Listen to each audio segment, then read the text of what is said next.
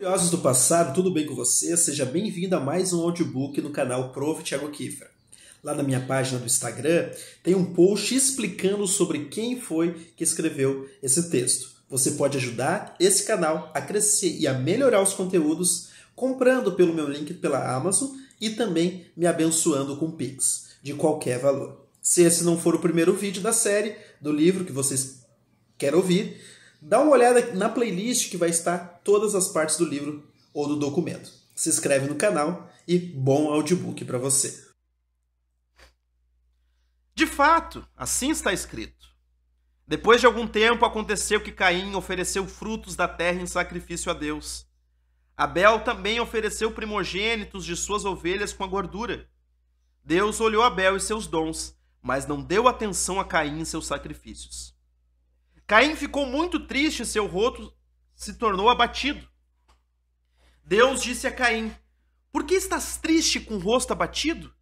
Se apresentaste corretamente tua oferta, mas não fizeste corretamente a partilha, não cometeste pecado? Tranquiliza-te, a tua oferta volta a ti e poderás dispor dela." Caim, porém, disse a seu irmão Abel: "Vamos até o campo." E quando estavam no campo, Caim se atirou sobre seu irmão Abel e o matou. Estais vendo, irmãos, que o ciúme e a inveja produziram fraticídio. Por causa da inveja, nosso pai Jacó fugiu da presença do seu irmão Esaú. A inveja provocou a perseguição contra José até a morte, levando-o até a escravidão. A inveja forçou Moisés a fugir da presença de Faraó, rei do Egito, quando ele ouviu seu compatriota lhe dizer: "Quem te colocou como árbitro ou juiz? Queres matar-me como mataste ontem o egípcio?" A inveja fez com que Araão e Maria ficassem alojados fora do acampamento. A inveja fez com que Datã e Abirã descessem vivos para o Hades, porque se haviam rebelado contra Moisés, o servo de Deus. Por inveja, Davi não só ficou com ódio dos estrangeiros, mas também foi perseguido por Saul, rei de Israel. Todavia, deixando os exemplos antigos, examinemos os atletas que viveram mais próximos de nós. Tomemos os nobres exemplos de nossa geração. Foi por causa do ciúme e da inveja que as colunas mais altas e justas foram perseguidas e lutaram até a morte. Consideremos os bons apóstolos. Pedro, pela inveja injusta, suportou não uma ou duas, mas muitas fadigas, e depois de ter prestado testemunho, foi para o lugar glorioso que lhe era devido.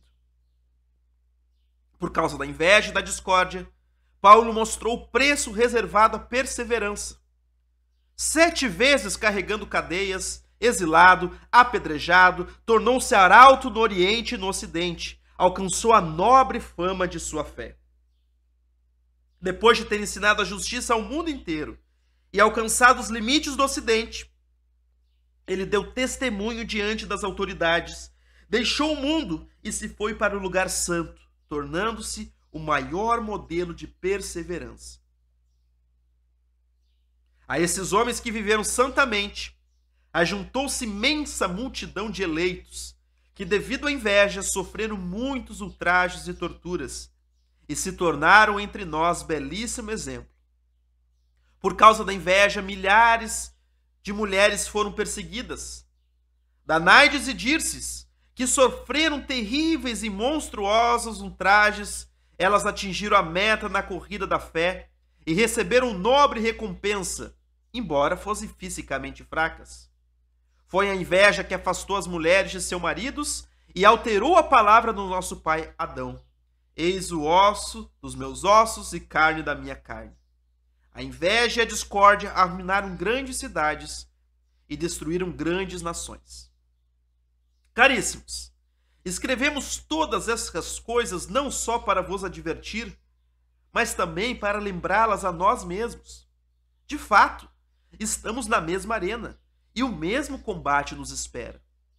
Deixemos, portanto, as preocupações vazias e inúteis e sigamos a norma gloriosa e veneranda da nossa tradição. Vejamos o que é bom, o que agrada e o que é aceito diante daquele que nos criou.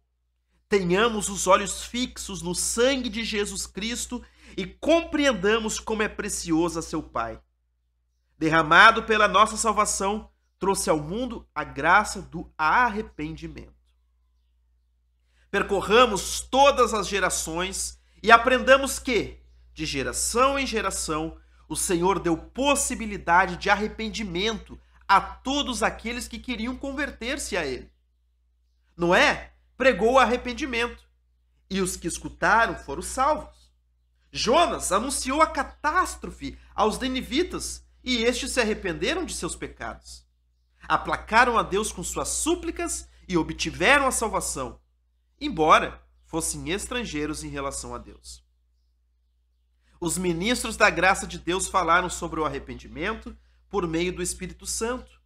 E o próprio Senhor do Universo falou do arrependimento, jurando: eu vivo, diz o Senhor, e não quero a morte do pecador, e sim que ele se arrependa. E acrescenta também um propósito bom. Casa de Israel, arrependei-vos de vossa iniquidade. Dize aos filhos do meu povo, ainda que vossos pecados cheguem da terra até o céu, e que sejam mais vermelhos que o escarlate, mais sujos que o pano de saco, se vos converterdes a mim de todo o coração, e disserdes: Pai, eu vos escutarei como povo santo. Em outra passagem ele diz assim: lavai-vos e purificai-vos, tirai da presença dos meus olhos a maldade de vossas almas. Acabai com as vossas maldades, aprendei a praticar o bem, procurai a justiça, libertai o oprimido, defendei o órfão e fazei justiça à viúva. Depois, vinde e discutamos, diz o Senhor. E ainda que vossos pecados estejam como a púrpura, eu os tornarei brancos como a neve. Se estiverem como o escarlate, eu os tornarei alvos como a lã. Se quiserdes me ouvir, comerei dos bons produtos da terra. Mas se não quiserdes me ouvir, a espada vos devorará. Isso, de fato, foi a boca do Senhor que falou.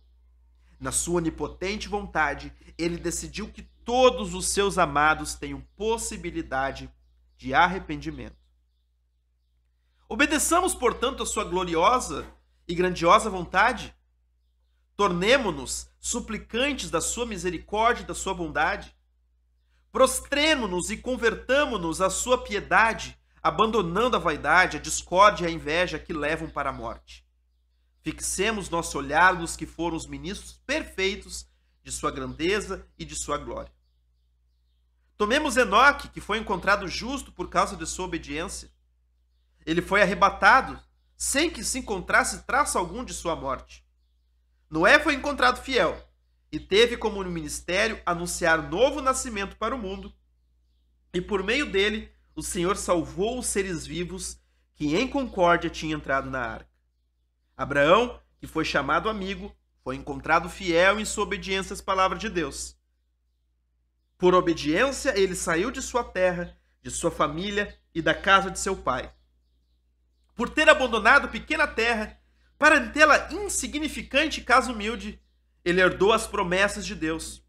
Com efeito, Deus lhe disse: sai da tua terra, da tua família e da casa do teu pai, a fim de ir para a terra que eu te mostrarei. Farei de ti uma grande nação. Eu te abençoarei, engrandecerei o teu nome, e tu serás abençoado. Abençoarei os que te abençoarem, amaldiçoarei os que te amaldiçoarem, e em ti todas as tribos da terra serão abençoadas. De novo, quando Abraão se separou de Ló, Deus lhe disse: levanta os olhos e vê, desde o lugar onde agora te encontras, para o norte e para o sul, para o oriente e para o mar. Darei a ti e a tua posteridade para sempre toda a terra que está vendo. Tornarei tua descendência como a areia da terra. Se alguém conseguir enumerar os grãos de areia da terra, conseguirá também enumerar a tua descendência. E de novo se diz: Deus conduziu Abraão para fora e lhe disse: levanta os olhos para o céu e conta as estrelas. Se os conseguir, assim será a tua descendência. E Abraão acreditou em Deus, e isso lhe foi imputado como justiça.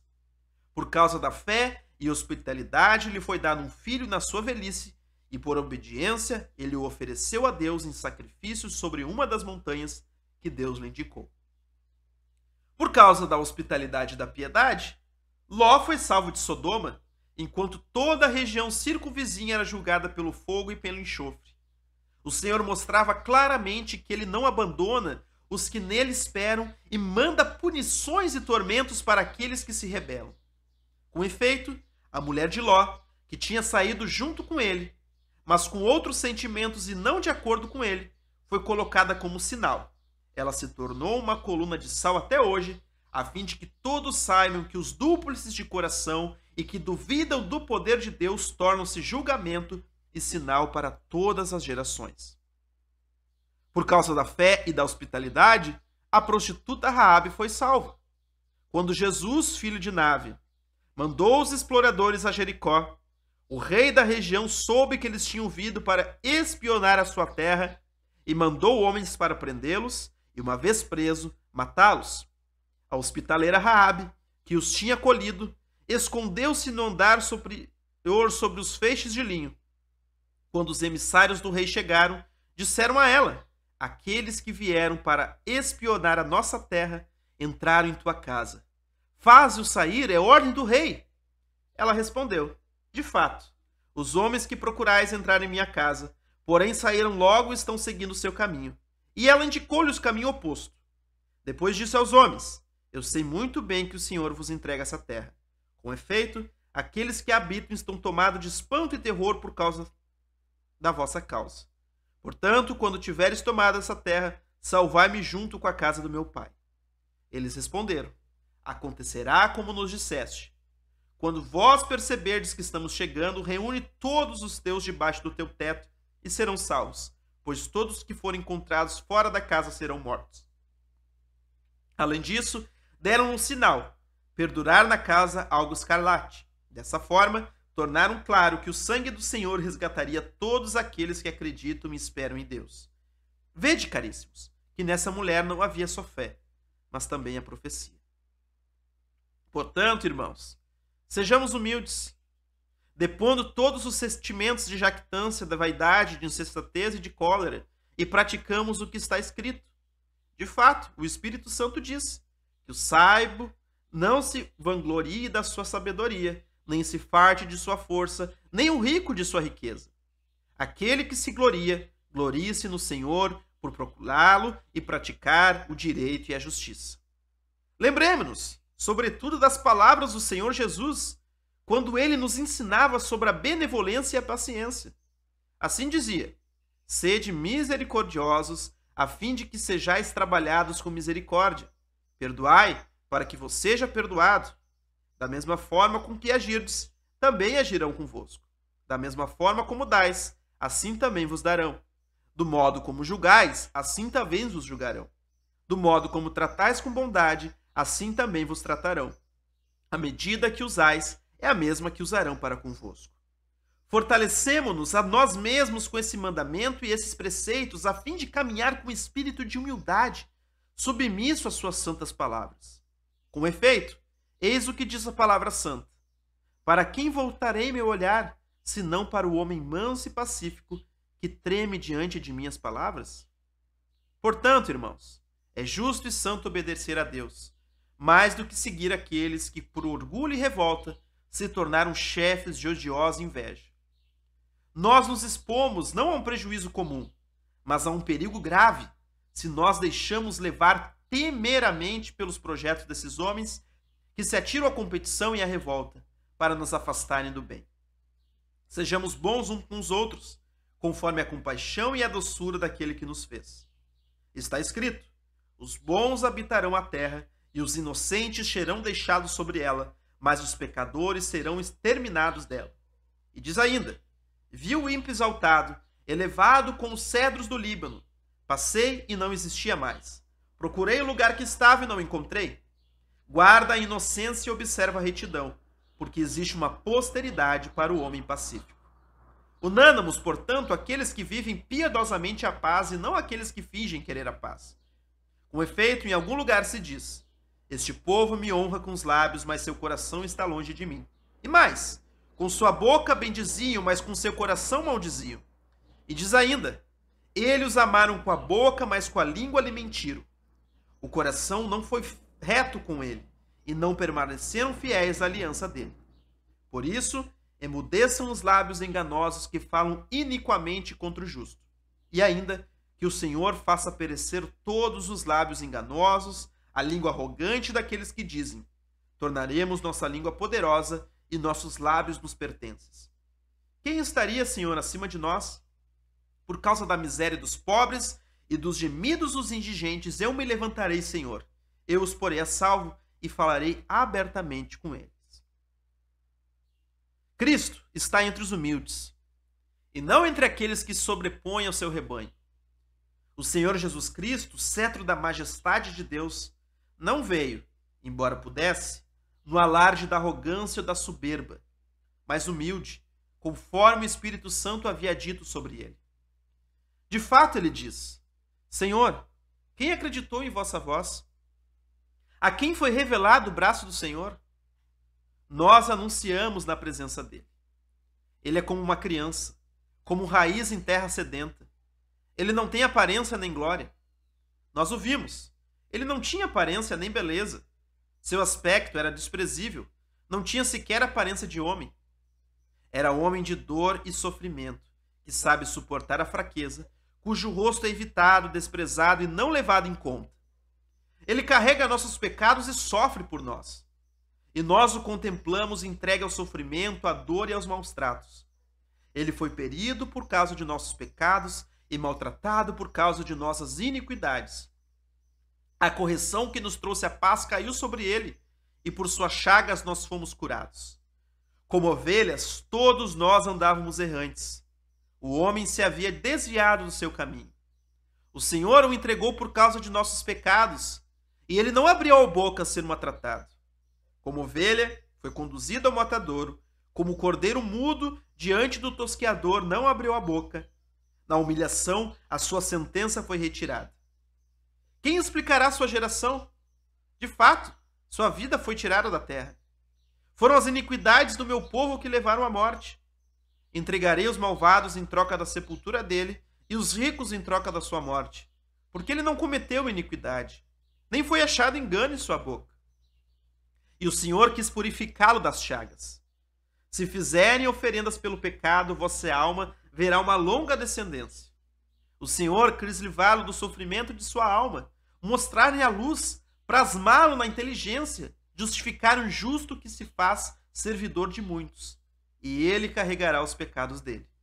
Por isso, ele herdará e repartirá o despojo dos fortes, por ter sido entregue à morte e ter sido encontrado entre os ímpios. Ele carregou os pecados de muitos e foi entregue por causa dos pecados deles. Ele ainda diz: sou verme e não homem, opróbrio dos homens e desprezo do povo. Todos os que me viram zombaram de mim, cochicharam com os lábios e sacudiram a cabeça. Ele esperou no Senhor, que o liberte, que o salve, pois o ama. Caríssimos, veja o modelo que nos foi dado. Se o Senhor se humilhou dessa maneira, que faremos nós que, por meio deles, fomos colocados sobre o jugo de sua graça? Sejamos imitadores dos que caminhavam em pele de cabra e de ovelha, anunciando a vinda de Cristo. Referimos-nos a Elias e Eliseu, e também a Ezequiel e os profetas, e além desses, aqueles de quem Deus deu testemunho. Abraão recebeu grande testemunho e foi chamado amigo de Deus. No entanto, quando fixou o olhar na glória de Deus, ele disse com humildade: eu sou terra e cinza. E eis, a respeito de Jó, o que está escrito: Jó foi justo e irrepreensível, veraz, piedoso, afastado de todo mal. Ele, porém, ainda se acusa. Ninguém está limpo de sujeira, mesmo que tenha vivido apenas um dia. Moisés foi chamado fiel em toda a sua casa, e foi o servidor por meio de qual Deus castigou os egípcios com as pragas e flagelos que sofreram.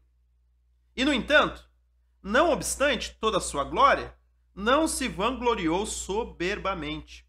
Ao contrário, quando lhe foi transmitido o oráculo da sarça, ele disse: quem sou eu para que me envies?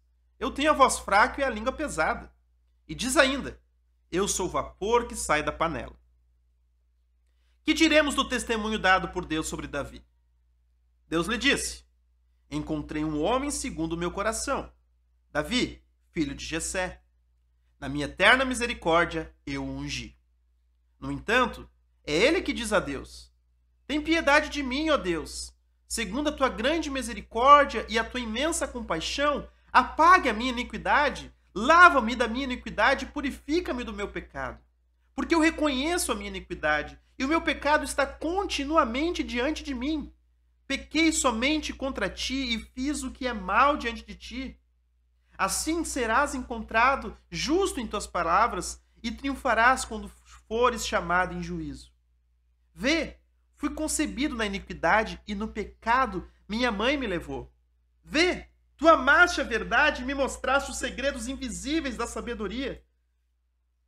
Tu me aspergirás com isopo e eu serei purificado. Tu me lavarás e eu me tornei mais branco do que a neve. Tu me farás ouvir alegria e contentamento e meus ossos humilhados transbordarão de alegria.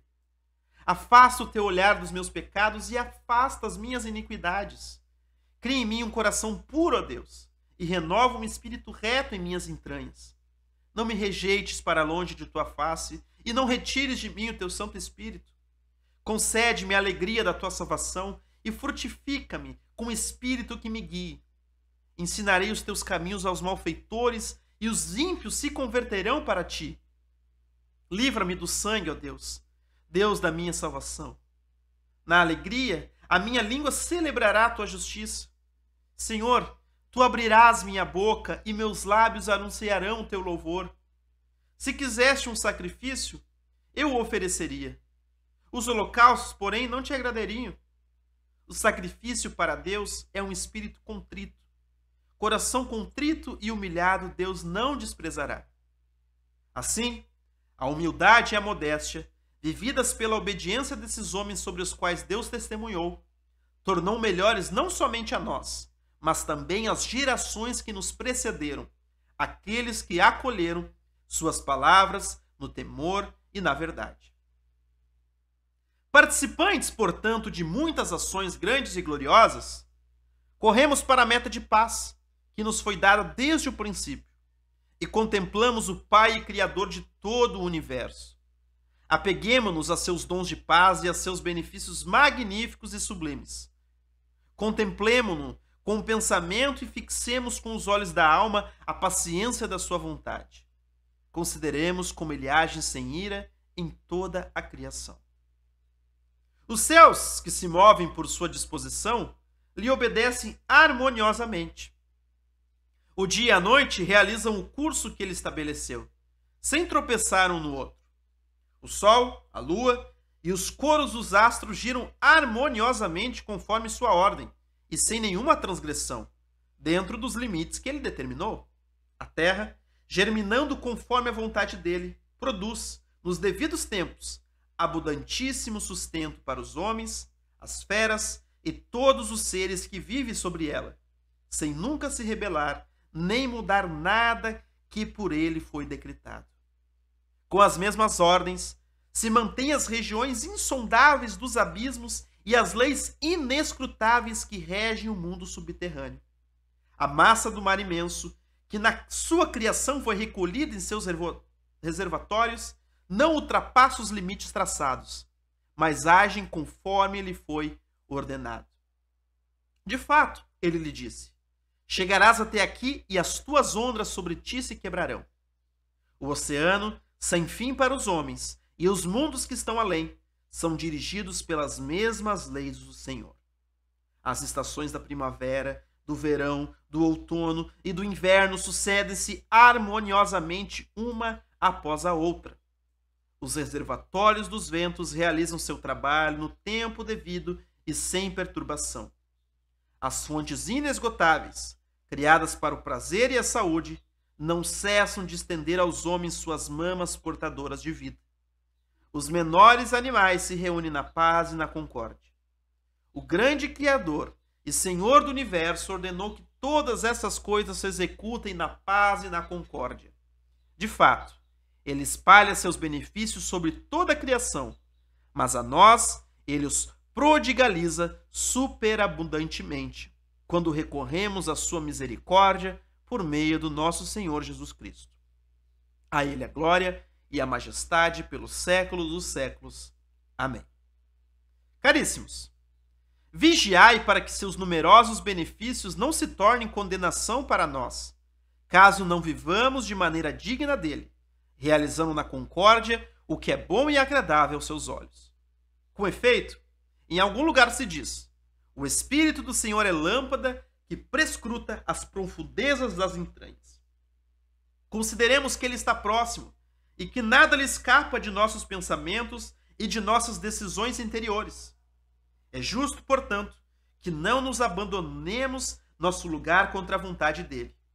É melhor estar em conflito com homens ignorantes, faltos de bom senso, soberbos e jactanciosos em seus arrogantes discursos, do que estar em conflito com Deus.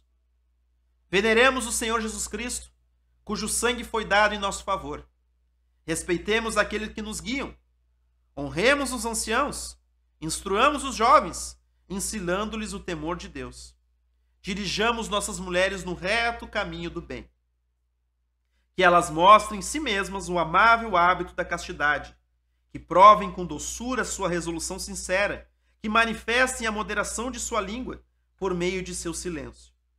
Que exerçam a caridade não com parcialidade, mas na santidade e na equidade em relação a todos aqueles que temem a Deus. Que nossos filhos participem da educação em Cristo. Aprendam qual é o poder da humildade junto de Deus. Qual o poder do amor casto junto dele. Como o temor de Deus é belo, como é grande e como salva aqueles que vivem santamente nele, de coração puro. Com efeito, ele prescruta nossos pensamentos e intenções. Seu sopro está em nós, e quando quiser, ele o retomará.